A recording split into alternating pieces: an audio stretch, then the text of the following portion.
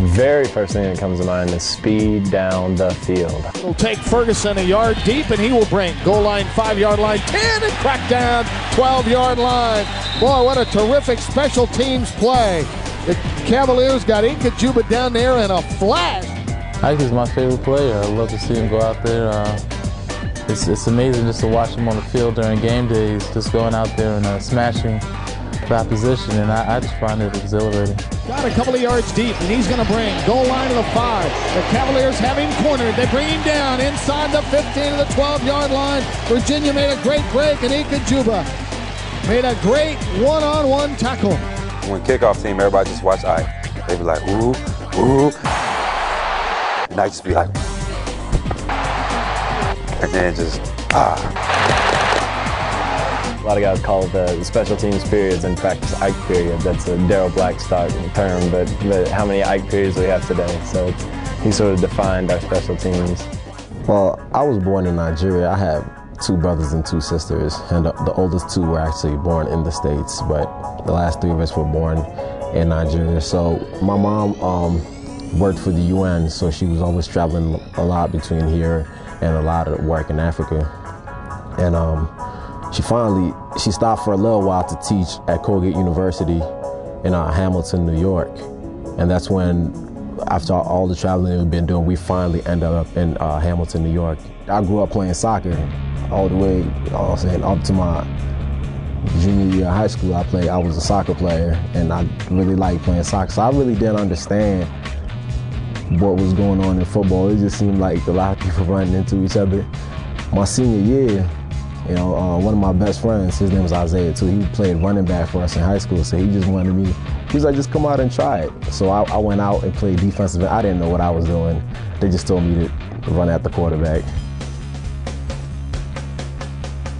My first year, I went to every home game here.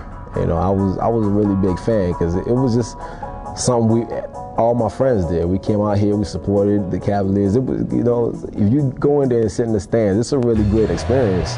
And then one day, it was like spring of my sophomore year, and there was an ad in the paper about football tryouts. So I said, okay, let me go ahead and try out. I didn't know what to expect. I was really kind of nervous. At first, guys kind of wrote him off as like just, he's a walk-on, he's not really gonna play.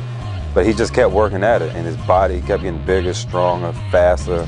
It's not a surprise to me that he's done as well as he has, because he's always been a hard worker, and he's always a go-getter. They always talk about the E-School being, and I would certainly believe that that's one of the most challenging places in the university to be. I really respect Ike's ability just to balance his time with his schoolwork and his athletics, because I know, being an E-schooler, the engineer school, which is one of the top schools at this university, it just surprises me how you can just do so well in both the places and still be successful in both arenas. My mom was supporting the 5 of us, because my dad passed away in 1996, so it was just us and our mom. And she worked a lot.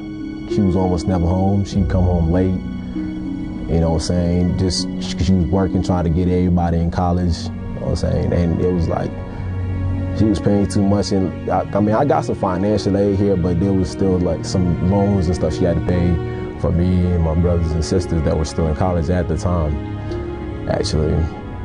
And then last summer, my mom passed away, and that was really hard. That was really hard for us, because it was like she is the root of our family, and it just felt like we was falling apart. That's why I worked last year too, because I had to try to pay up some of the loans and some of the money and do a work-study program to be able to complete my tuition to be here. So, it would have been easy to just say, all right, I'm gonna quit football and try to work or whatever. But it just seemed like every time I was out there on the field, every time I was out working out, I was doing it for a purpose, because to me, my mom never saw me, she's never seen me play college ball at all. And it just seemed to me that every time I was out there, I was doing it for her.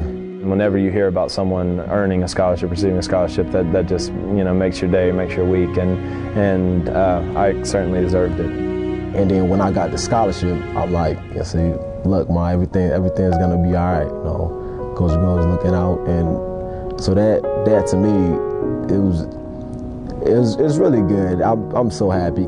Call my family, talk to my brothers and sisters, just let them know that, oh, look, man, I got the scholarship, and they were so happy. You know what I'm saying? All of them was more happy than I was, and I thought that wasn't even possible at all. So it was like I smiled, like still smiling. You can see from early on that his motivation wasn't just to be on the team. His motivation was to make an impact, and he has impacted the team greatly.